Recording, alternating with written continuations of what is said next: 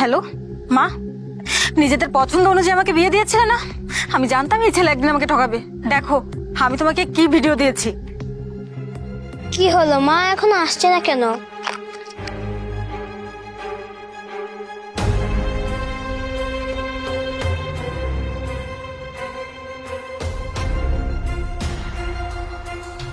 চলো।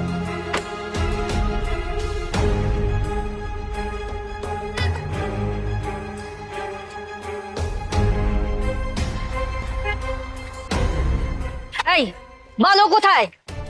মা, একটু আগে ওরা দুজন মিলে এই সামনের বিল্ডিং এ গেছে। কি হয়েছিল খুলে বল। ভাইয়া, মিনিট 20 আগে আমি বাবুকে নিয়ে স্কুলে যাচ্ছিলাম, তখন হঠাৎ করে দেখি গাড়ির ভিতর এই অবস্থায়।